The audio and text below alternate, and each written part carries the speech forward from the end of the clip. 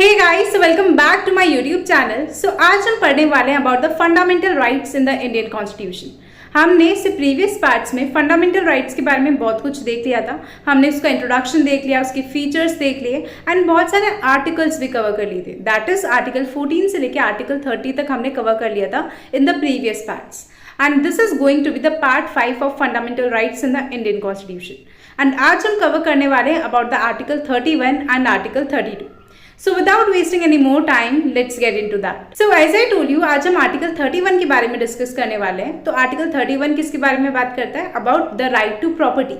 But ये जो article 31 है, it is now removed as a fundamental right. इसका जो स्टेटस था एज अ फंडामेंटल राइट का, वो 1978 में रिमूव हो गया था by the 44th constitutional amendment. ठीक है, पहले आर्टिकल 31 जो था वो एक फंडामेंटल राइट था एंड वो क्या बोलता था? वो बोलता था about the right to property. ठीक है, बट अब इसका मतलब क्या था पहले रिमूवल से पहले, तो वो चीज़ एक बार हम देख लेते हैं। वैसे तो ये आर्टिकल इंपॉर्टेंट नहीं है because it is now removed as a fundamental right, but फिर भी एक बार जान लेते हैं क्या था आर्टिकल 31 एंड रिमूवल से पहले वो किस चीज़ की बात करता था। बिफोर रिमूवल कोई भी पर्सन को आप अपनी प्रॉपर्टी से डिप्राइव नहीं कर सकते थे unless it was for public use and with proper compensation.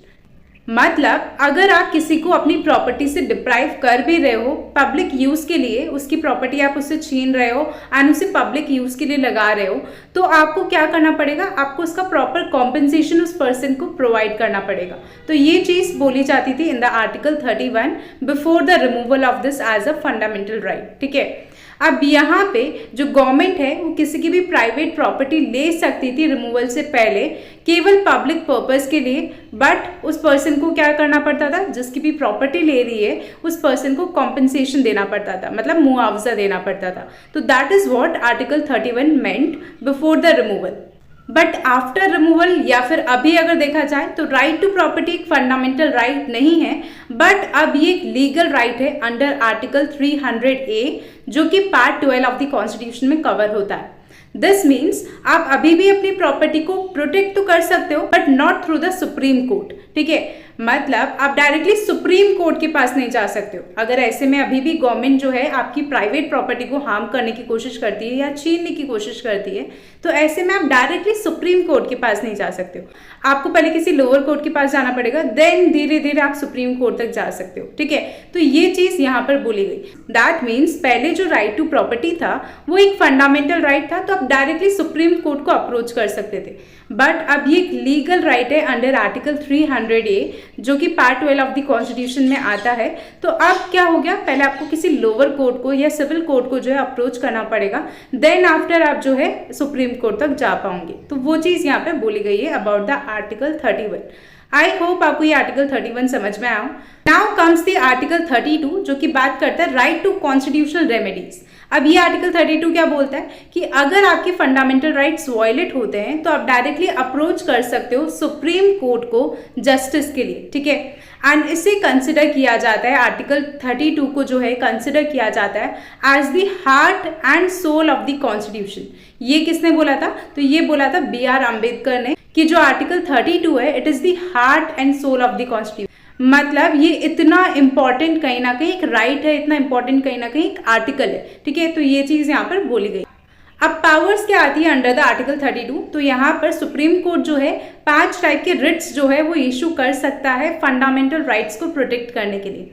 अब रिट्स क्या होते हैं? रिट्स एक टाइप के ऑर्डर होते हैं जो कि सुप्रीम कोर्ट कर सकता है, मतलब कि आपको ये करना चाहिए या फिर ये नहीं करना चाहिए to protect the fundamental rights of the citizen के फंडामेंटल राइट्स को प्रोटेक्ट करने के लिए ये 5 तरह के ये ऑर्डर इशू कर सकता है और we can say writs issue कर सकता है। ठीक है, अब ये रिट्स क्या है? 5 रिट्स कौन कौन से? तो सबसे फर्स्ट है हैबियस कॉर्पस। दैट मीन्स अगर किसी पर्सन को अनलॉफुली डिटेन कर लिया है, मतलब बिना कानून के हिसाब से, बिना लॉ के हिसाब से अगर किसी भी पर्सन को अरेस्ट कर लिया गया है, तो ऐसे में उस पर्सन को रिलीज किया जा सकता है। मतलब अगर आप ये ऑर्डर इशू कर दोगे ना हैबियस कॉर्पस, तो ऐसे में उस पर्सन को जो है रिलीज किया जा सकता है। ठीक है, सेकंड रिट आता है दैट इज मैंडेमिस। मतलब आप क्या कर सकते हो? एक पब्लिक ऑफिशियल को ऑर्डर कर सकते हो कि वो अपनी ड्यूटी अच्छे से करे, फॉर एग्जाम्पल, अगर कोई गवर्नमेंट ऑफिशियल ऐसा है जो आपको पेंशन प्रोवाइड नहीं कर रहा है, ठीक है, तो ऐसे में सुप्रीम कोर्ट ऑर्डर कर सकता है उस पब्लिक ऑफिशियल को कि वो अपनी ड्यूटी अच्छे से परफॉर्म करे, ठीक है। थर्ड आता है प्रोहिबिशन, मतलब आप एक लोअर कोर्ट को जो है रोक सकते हो कि वो अपनी पावर एक्सीड ना करे, अपनी पावर बढ़ाए ना, उससे आप रोक सकते हो। फोर्थ आता है सर्टियोरिटी, दैट मीन्स आप एक केस जो है वो एक लोअर कोर्ट से हायर कोर्ट पे ट्रांसफर कर सकते हो। एंड फिफ्थ आता है को वारंटो, दैट मीन्स आप किसी भी पर्सन को जो कि एक पब्लिक ऑफिस होल्ड कर रखा है उसकी लीगलिटी पे क्वेश्चन कर सकते हो कि आपके पास क्या क्वालिफिकेशन है जिसकी वजह से आप ये पब्लिक ऑफिस होल्ड कर रखे हैं, ठीक है। तो कोई भी पर्सन जो कि एक पब्लिक ऑफिस होल्ड कर रखा है उसकी लीगलिटी पे क्वेश्चन कर सकते हो थ्रू दिस रिट। तो ये चीज हमने देखी the powers under the article 32। अब यहाँ पर मेन की पॉइंट क्या आता है कि ओनली फंडामेंटल राइट्स को जो है प्रोटेक्ट किया जा सकता है अंडर आर्टिकल 32। आप लीगल राइट्स को प्रोटेक्ट नहीं कर सकते हो अंडर द आर्टिकल 32। जैसे आर्टिकल 31 अब क्या है, एक लीगल राइट है, तो you can't protect that legal right under article 32, ठीक है। तो ये चीज यहाँ पर बोली गई है, okay.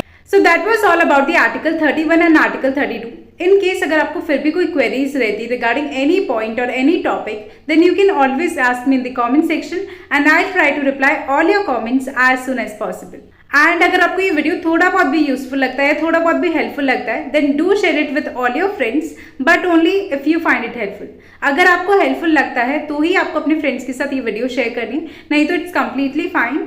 And also do let me know all your valuable feedbacks in the comment section. So yeah, bye bye, take care.